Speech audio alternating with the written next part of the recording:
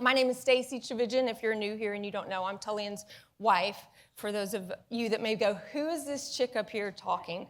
I posted a week or two ago on social media a post asking you guys what direction I should go for the sermon this morning, because 3 different stories were kind of tumbling around. And at one point, I even thought, well, I'm not doing none of those. I'm not even going to do any of those anymore. But I asked you about Esther, Daniel, and the woman with the blood issue. Those are the 3 that I asked you which one to vote for. And you guys were not any help because the vote was tied, it was a 3-way tie. So there was no help. I was like, okay, God, it's fine. I shouldn't have asked anybody. I should have just asked you. But you guys wanted different ones for different reasons, but it literally was a 3-way tie. So I decided to go with Esther because that is what God even though I was like studying Daniel and the other ones, Esther was the story that I landed on because you'll see why, because there are some things in it that were just really captivating to me that I had never found in this story before, because I love to dig into the details and see what's there. So the passage that I'm going to read is not going to encompass all that I'm going to talk about. It was very difficult to choose just one verse of text to kind of hone in on, because that's not really what I'm doing. And I didn't want to use the cliche verses in Esther, for such a time as this, or if I die, I die. If I perish, I perish. I didn't want to use those, but if you don't know, the book of Esther is one of the only books of the Bible that is named after a woman, and it's found in the Old Testament. You don't need to know any of that to understand anything that I'm about to share with you, so don't fret.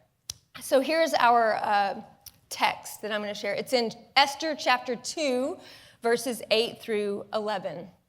As a result of the king's decree, Esther, along with many other young women, was brought to the king's harem at the fortress of Susa and placed in Haggai's care. Haggai was very impressed with Esther and treated her kindly. He quickly ordered a special menu for her and provided her with beauty treatments. He also assigned her 7 maids, specially chosen from the king's palace, and he moved her and her maids into the best place in the harem. Esther had not told anyone of her nationality and family background because Mordecai, her uncle, had directed her not to do so. Every day, Mordecai would take a walk near the courtyard of the harem to find out about Esther and what was happening to her. So the book of Esther is the only book in the Bible that God is never mentioned. God is not spoken about. He is not subtly mentioned by secret language. He is not mentioned. He is not talked about. He does not come to the characters in the story to even say, hey, do this or do that, or hey, my people, listen to me. There is no mention of God in this book of the Bible. And that is odd because it's in the Bible, God's book.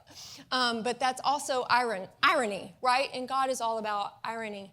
And so he's not mentioned in this Bible, but that doesn't mean he's not there, does it?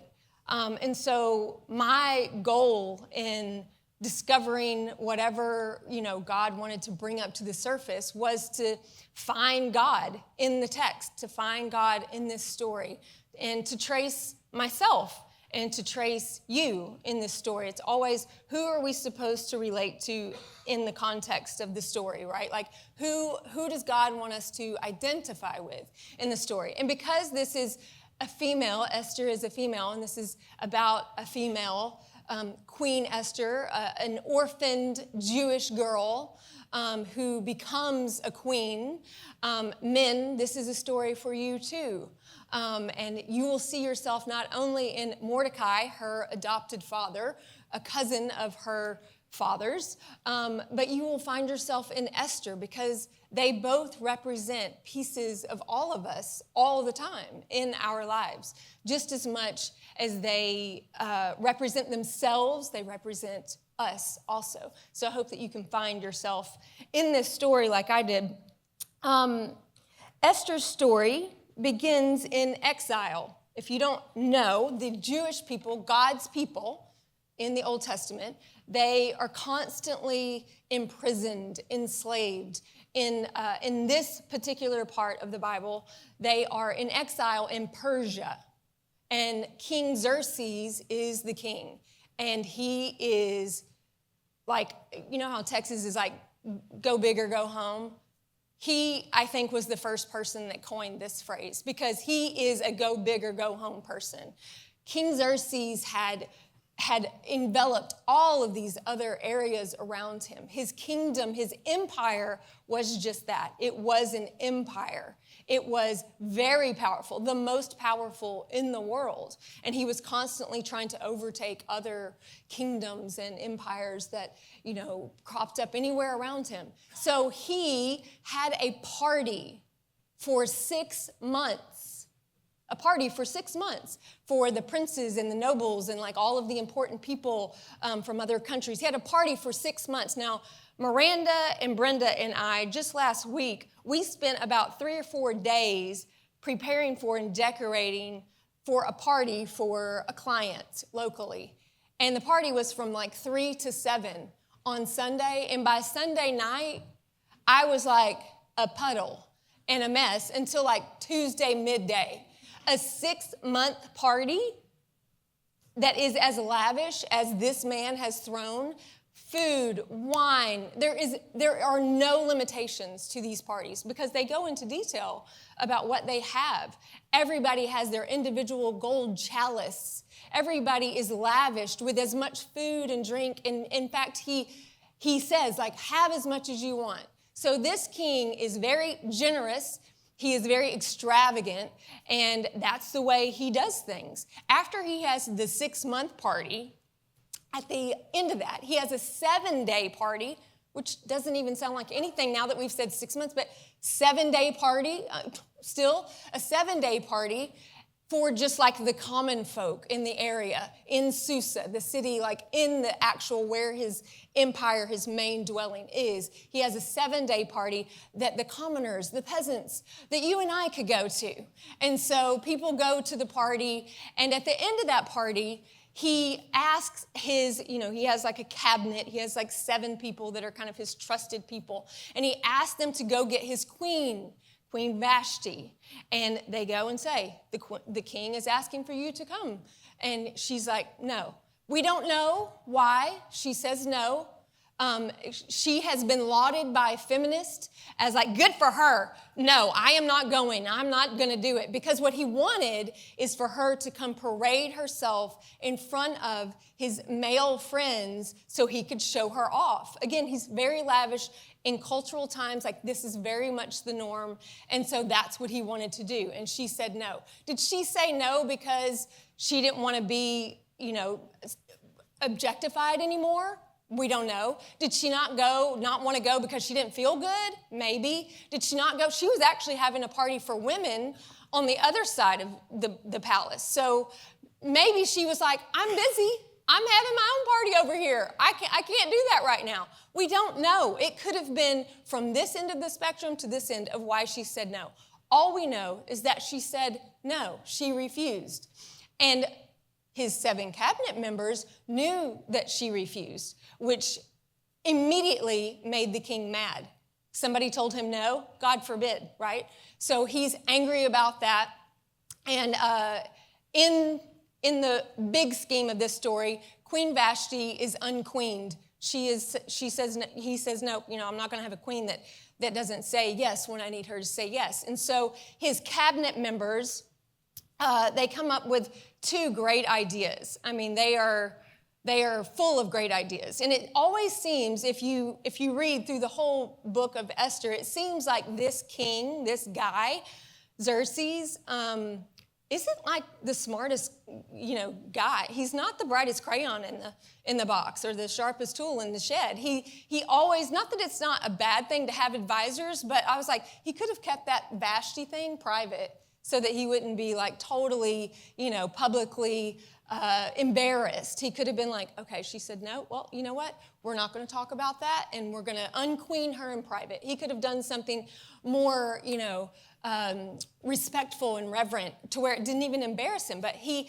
signs a decree that all wives in all of the places that I oversee, all of the lands that I oversee, and he wrote it in all their different languages so that all of them could understand and read, and said, any husband is the head of his household, and what he says goes, period. No wife can refuse her husband and must submit to whatever he asks. So, again, times we're like that, we're not doing that today, but kind of in some ways that still is present today in a lot of ways. But so they put this order and decreed this whole entire rule for everybody, and then his cabinet has a great idea of collecting all the local virgins, like literally hundreds, possibly thousands of them. In history, it says it could be like from 500 to 1,500. It could be. They collected virgins, young virgins, because people got married very young then. And Esther was one of those virgins that was collected. And she was Jewish. King Xerxes is a pagan king. He's secular to you and I. If we're Christians, he's not a godly guy. He's not concerned with the things of God. He doesn't know the Torah. He doesn't know the Bible. He's not a Christian. He is worldly by some of our Christian language that we might use. And so Esther is thrown into this group of women that basically are going to have a really, really lavish beauty pageant.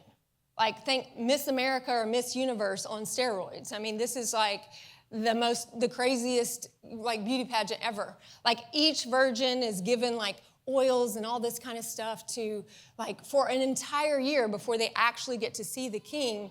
They are adorned, and like all this stuff happens to them, that would all be against her Jewish faith. Even going to do this would be against her Jewish faith. She could only marry, if you're Jewish, you could only marry a Jewish man, and you certainly couldn't have sex with a man outside of marriage. And that's what was about to happen. This is a scandalous soap opera telenovela type story here. The Bible is not rated G. It's rated R, and maybe with some extra R's. Like, it's got some sketchy stuff going on. And this is one of the stories that's pretty sketchy. So I just read to you in that text that she didn't tell anybody that she was Jewish. And her uncle, Mordecai, told her not to tell anybody she was Jewish. Why? We don't know. It's not given to us why he says it. Maybe it was protection. Maybe it was because he had a plan. Who knows? He's Jewish, she's Jewish, and he wants to keep it silent. And he's a scribe. He's like one of the reporters, like for the king. So it's not that, and he was a self-proclaimed Jew. He would tell men that he was around that he was Jewish. So I stop right there and I think about how Esther has been held up as this model example at times of who to be and how to be, and like a picture of faith in some ways, which is not actually revealed anywhere in this book. She is not like the moral example to be. She is thrust into a situation that she had no control over whatsoever. And she had to lie about where she actually came from just to survive. And she didn't adhere to her customs, her religious customs, while she was there in the harem, in the palace. So she wasn't being a faithful Jew in some of the ways that we see in other books of the Bible. So unpack that a little bit. How can you relate to her so far? Do you find yourself like in a place maybe in life, or have you been in a place in life that maybe you had to do something just to survive? Maybe you, grew up in a family that didn't have a lot of means, or you've made some choices that were against your conscience, maybe against the fact that, I grew up a Christian. I shouldn't be doing things like this. I know that, but I'm doing it anyway. Maybe you have felt like there are seasons of your life that God seems completely absent. Maybe there are not just seasons, but scenes like this one that you look into other people's lives that you love, like a parent, a child, family members, friends, and you're like, they are so far from God. That whole situation is so far from God. It's very dark. It's very absent of faith. It's godless. It's a godless situation, and God can do nothing in that situation. Do you have any situations like that currently in your life? Or have you had a situation where you have thought that about your own life? And you think, I got to get out of this season, or I got to get them out of this season so that God can bless me, so that God can work. What do we think it looks like when God is at work in a situation or a season or a scene of our life? What do we deem that looks like? Because we kind of have a mental list, especially if we're Christians. And to some degree, they're accurate. There are other stories in the Bible where it is clear, like, God was working and it tells us how. But in this story, it doesn't say how God is working. He's not mentioned. It looks like a godless situation. But does that mean that he is not working? Does that mean that he's not a part of it? Does it mean that happened outside of his plan? That this was like, oh, I didn't plan for Esther to do that, but okay, I'll adjust my plan. Is God saying something like that?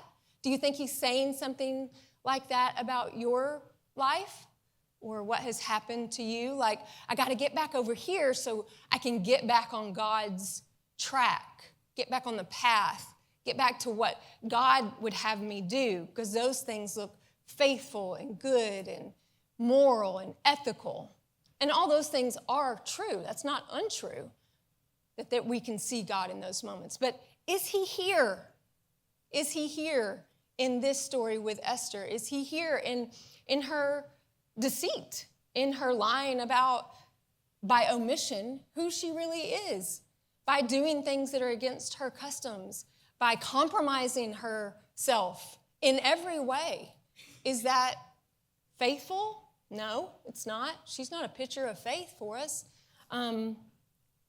So what do you think about this story? Because it's, I kept coming to this phrase. The book of Esther is a testimony that the absence of evidence is not the evidence of absence. Like, we're always looking for evidence of stuff. We want a sign, right? Give me a sign, God. I don't know which way to go. Give me a sign. Or like, just show me something in this situation that's good, that looks like you're working, that you're there. I need to be encouraged. Help me see you in this situation. Is there evidence here? And do we need that evidence for God to be at work? Do we need it? No. Do we want it? Yes. The more evidence we have, the less faith that requires, right? Certainty does not require us to trust in the unseen, to trust in God for our safety, for our lives, to do something, to redeem it, to make something good, to bring something good about all of this badness in our life. I thought about the things that start in the dark. Creation began in the dark. Jesus was resurrected in the dark, from the dark. Our lives are formed in the dark of a womb. Seeds break open in the dark of the soil. Is that not true? This story is in the dark. It's really dark. And we're just getting the highlights of it. Esther's story follows this same divine darkness to deliverance pattern. It's the same story. God works in the hidden places, the places we don't normally see him in, but that doesn't mean he's not there in darkness, in silence, in compromise, in broken, dark systems. Michael V. Fox, he's a scholar, he says this: when we scrutinize the text of Esther for traces of God's activity, we are doing what the author has made us do. The author would have us probe the events we witness in our own lives in the same way. He is teaching us a theology of possibility. Is it possible that God could do something with that? Is it possible that God could be at work in that situation? Is it possible that God could bring about something good from that dark place or that dark season or that dark time in your life? Is it possible? I like that. A theology of possibility. Is it possible? To me, this is the invitation of the book of Esther, for us to believe in a theology of possibility. That God can do more than what we think he can do. And he can do it in places that we don't think he can do anything.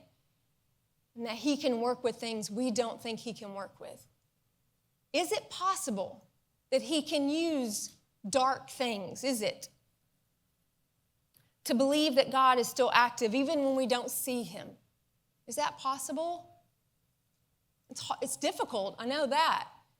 But in those difficult moments, those places where I'm like, he is absolutely not working in that situation. He is not working in my marriage. He is not working in the lives of my children. He is not working in my family. He is not working at my job. He is not working on my future. He is not working in this grief, in this season of pain and suffering and illness that I'm in. He is not working here.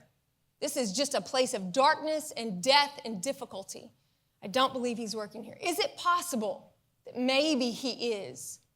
I want to say that maybe it's possible. It's possible to believe that God is still active even when we don't see him. Maybe Esther is encouraging us to stop assuming that his presence is proven only by outcomes or when good behavior is present. Maybe Esther is asking us to trust that what starts in the dark is still held by God. Tullian and I, if you don't know, Tullian is my third marriage. I have two children, two sons, two adult sons, 32 and 25 are their ages, and they have different dads. I was born to a teenage mom. My mom was born to a teenage mom. My family is riddled with dysfunction of all kinds. And Tullian is my third marriage. I got married at 20. I was married for over 10 years. I had an affair. I married that affair. That affair cheated on me and divorced me. Almost 5 years later, I met Tullian. And our relationship started in the dark. It started when he was not fully divorced from his now ex-wife. It was a dark time in his life personally. It was actually not like a dark time in my life. I had been single and I was healing in a lot of ways, and God was doing a lot of amazing things in and through me at that time. But when we met and our relationship started, it was in the dark. I only told my parents about my relationship with him because they know everything. But the rest of it, we kept secret. And there was deceit and lies and betrayal involved in our story of how it started for a solid year of darkness and heaviness and stuff that would be deemed ungodly and deemed ungodly by a lot of people. in ways that are absolutely true, 100% true. But does that mean God is not working in that? Does that mean God can't do something with any of that yucky stuff, that messy stuff? Can God not bring about something good? It doesn't mean he makes the bad good. He doesn't make sin not sin. Sin is sin. The bad stuff is bad. So it's not like when people say beautifully broken, I don't really like that phrase. Because our brokenness, our sin, Jesus had to die for it. He literally had to shed blood for it. So sin is ugly. It's heinous. It hung on a cross, battered and bruised for us. Like it's ugly, all of it. From the moment the fruit was bitten into, we don't even think that that's a really ugly sin, but it's cosmic treason. It is cosmic sin against God in that moment. All of our ugly sin is that. It's ugly. It's heinous. It's cosmic treason. It is against God in every way. So how in the world, because at times, Tullian and I both, as people who grew up in Christian homes, wrestled deeply with the ways that we compromised ourselves individually, other people in our lives, and what we were doing against our faith, against our beliefs, the things that we were, whether we justified things or not, we did them. So how does God work? Well, he can't do anything with that. He can't mend that relationship. He's not going to bless your marriage because it started like this, it started like that, or it involved this or that. Have you ever heard those kinds of things about your own life? Have you maybe said it about someone else's life? Thought it, multiple nights. God can do nothing with this. And it's because I'm choosing to do things against God. I'm choosing to do things that I know are wrong. Things that start in the dark are always delivered to the light, always, always. Unseen sin is eventually seen. It always is. It will be, one way or the other. It will be. So I need this story to be true. I need it for my own life to be true. Where my story of origin starts is in the dark.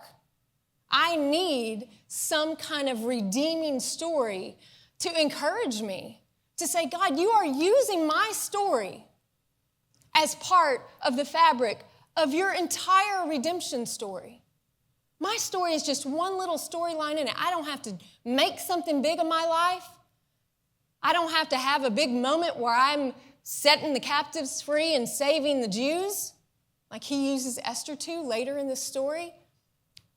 I don't have some big purpose in my life that I'm missing because I can't get it right, because I keep making decisions that are against God or don't get me to where I think I'm supposed to be going.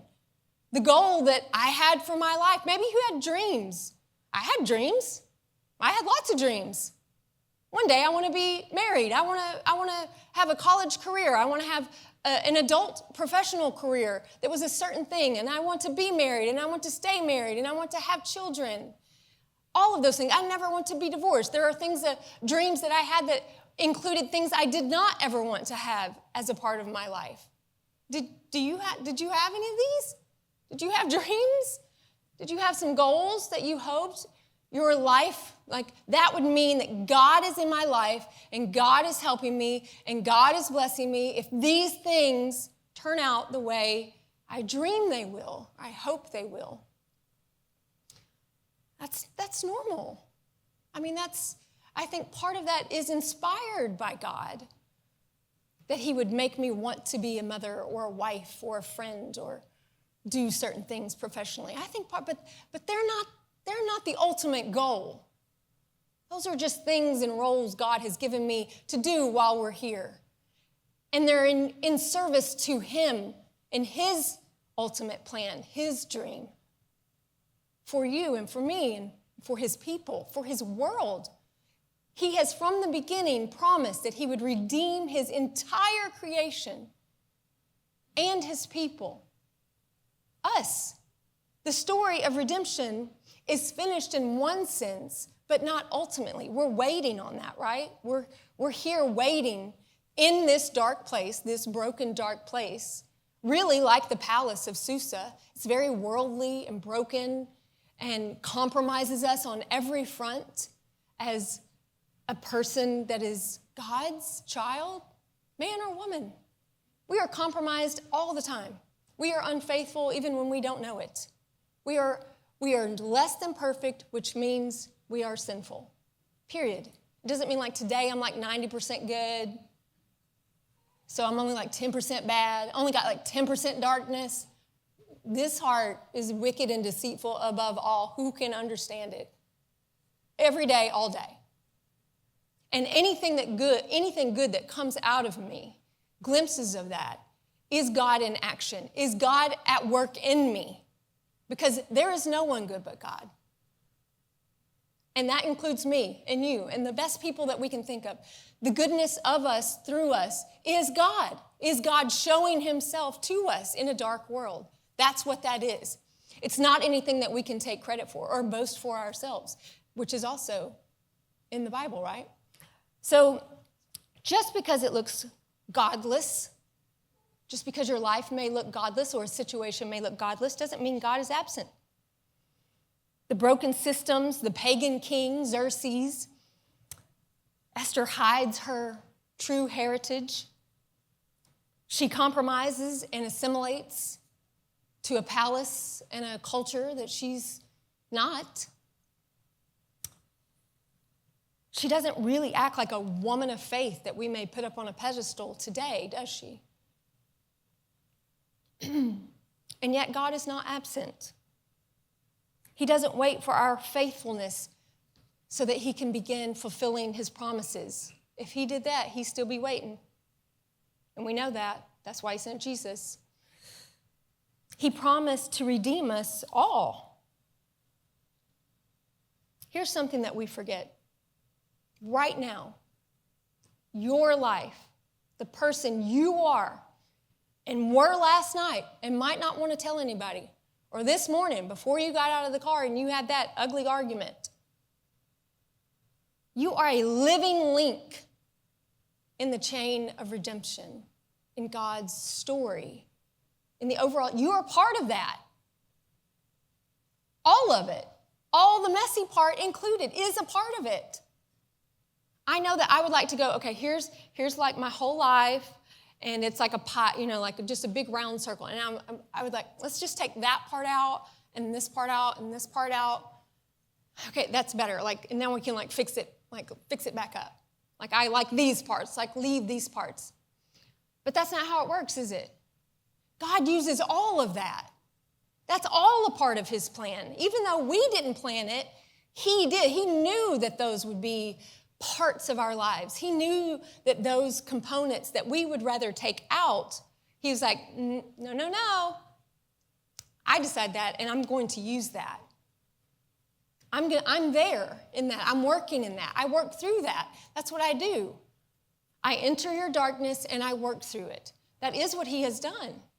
And that is what he is doing. And that is what he will do. He will bring that to completion for all of us and in us. I wrote something a week or two ago because I kept hearing people, precious people that I love. And I read some people that I don't even know, but stuff they had online about purpose. Fulfill your purpose. I got to meet my purpose. Purpose-driven life. Purpose this, purpose that. And I'm like, oh. I'm so tired of the word purpose, for crying out loud, and everybody's purpose. What's your purpose? Are you living up to your purpose and your potential? And I'm like, no, we're not. None of us are. We're not doing it. Nobody is. Even if you think you are, you're not. You're not doing it. You're not doing it, okay? Because for one, you don't have a purpose. You did, and it was to be perfect, and we failed. The end. Jesus came and said, I'm going to fulfill your purpose now for you because you are incapable of doing it. And so he did it for you. Your purpose is fully and finally finished. You have fulfilled your purpose in the person of Jesus. He did it for you. So my whole aggravation with purpose. I feel like a little bit like I'm channeling Tullian right now. Do you feel that? I feel we are so intertwined. We are one. But we hear these things like find your calling, stay in God's will, don't miss your purpose. I mean, that's a lot of pressure. That's a lot of pressure, especially if you feel like you didn't follow your calling, you did not stay in God's will, and you missed your whole purpose. It's a lot. You're like, how do I get back? What do? I don't know where to go. I mean, this is life, right? Now we've made purpose another law. Now it's become the idol. Why? Because we're constantly in search of another idol to have meaning and significance in this life. And we already have it. We're so ridiculous. Esther's story is usually used to compel people to stand up and step in for God's people. And in some ways, that's true. But what if God's purpose isn't dependent on your standing up or stepping in? Is that possible? That it doesn't depend on you to save people? Is that possible? I would suggest that it is, because we are not the saviors. We are the saved. We are the ones being saved every day, over and over again, by being reminded of the gospel, that the purpose that we had, that God said, here, you need to do this. Jesus said, I have done it for you. Rest. Enjoy the gift. Enjoy it. Right? What if God isn't waiting for you to get back on track? He's like, well, I mean, if Stacie would just get it together, we could get on down the road with my plan. But, I mean, here I am just waiting on her. You've said that about yourself, and you've said that about other people, because I have. I know it. And I hear it all the time from people all around the country. If he would just get it together, if he would just do this, if they would just, God could work, God could do this. I'm like, we are not that powerful. First of all, whatever we're resisting and ignoring and compromising does not thwart God's plan at all. It does not change it. He's not like, oh, you know what? Since she did that, I'm going to have to move some stuff over here. And he's like rearranging everybody. He doesn't have to do that. He doesn't work like we work. I mean, when that happens, and like last week, I told you when we had this party, we got to the party site on Friday, midday, to like set up the tables.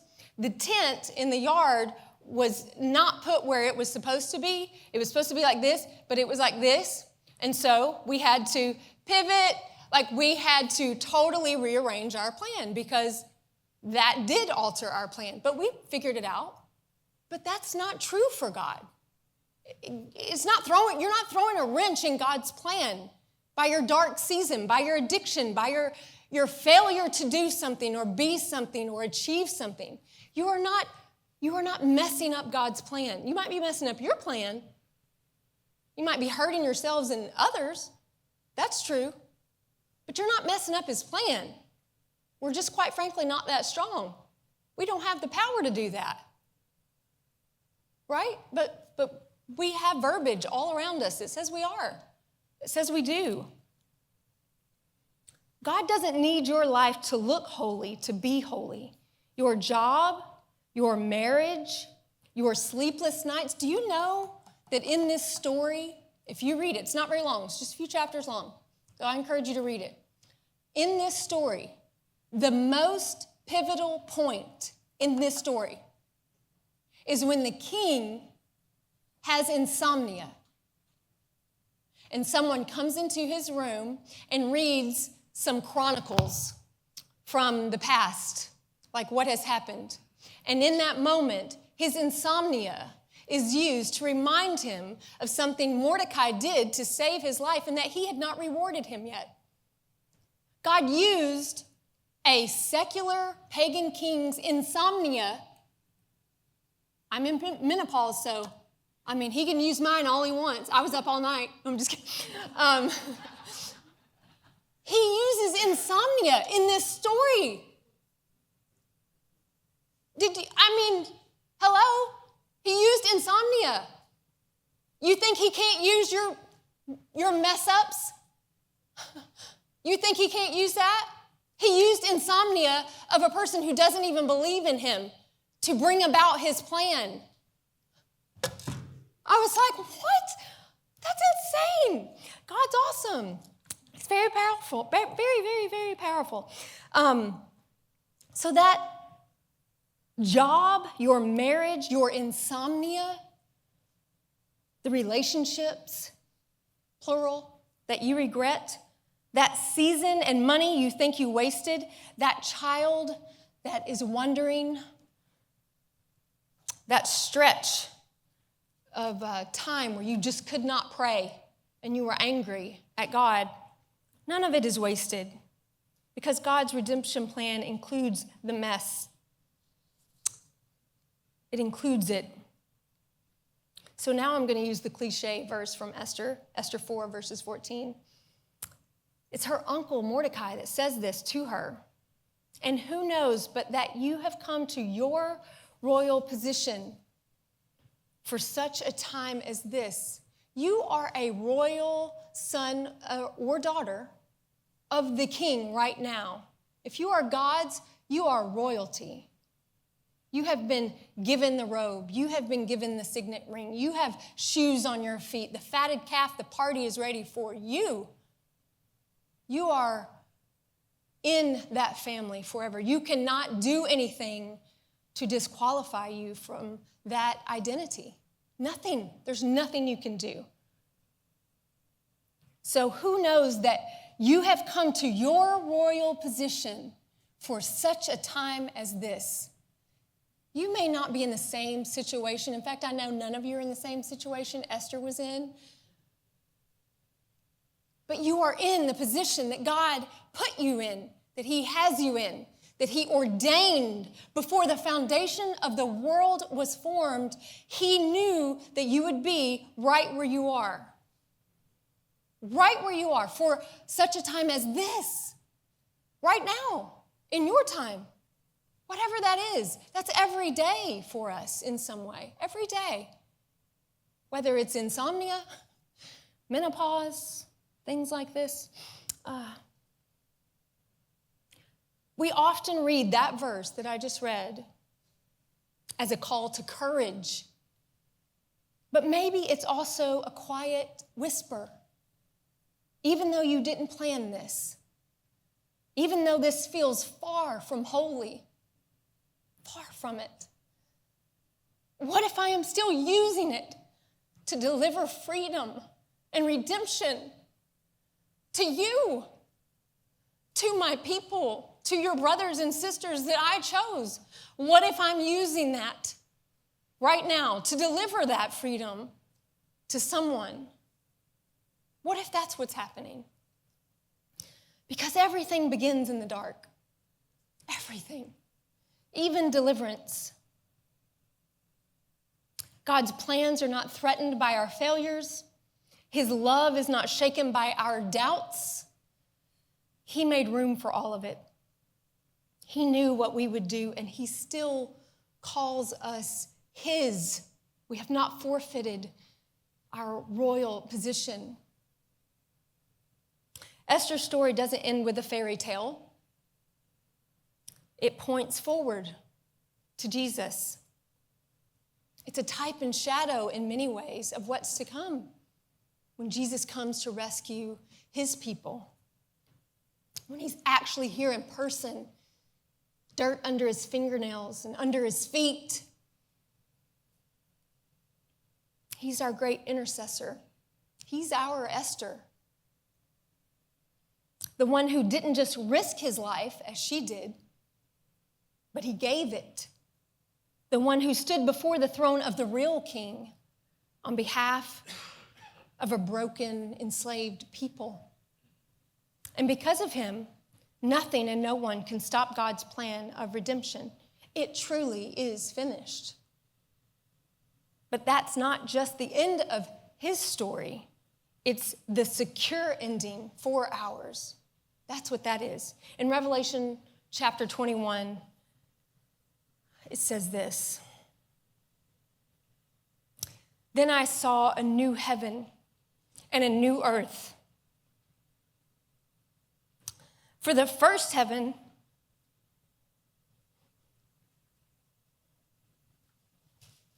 and the first earth had passed away, and the sea was no more, because the sea is always dividing us.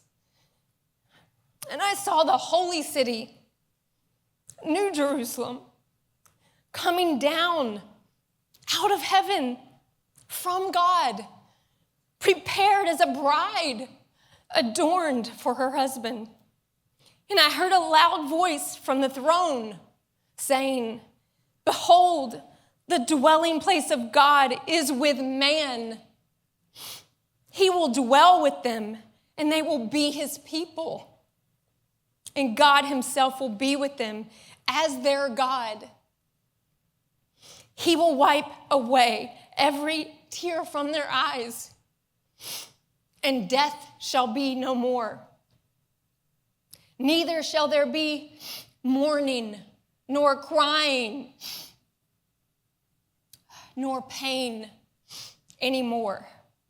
For the former things have passed away." And he who was seated on the throne said, "Behold, I am making all things new." This is where it's all going. Take hope. If you perish here, you perish. But you won't, ultimately. It's not for nothing. None of it is wasted. He will use every single ounce of it. Every dark shadow, every piece of difficulty, every single tear, every tear will be wiped. All pain will be gone. We can't even imagine an existence without those things. We cried as soon as we got here.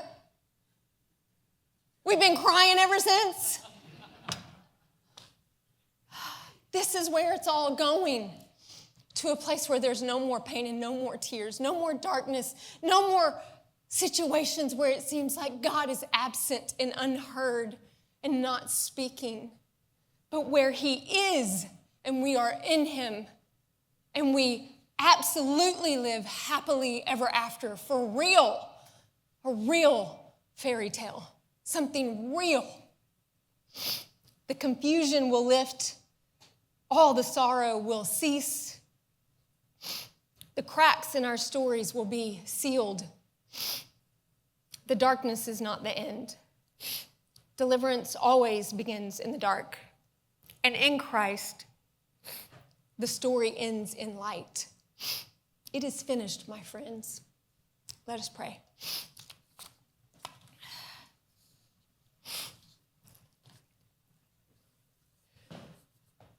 Dear God,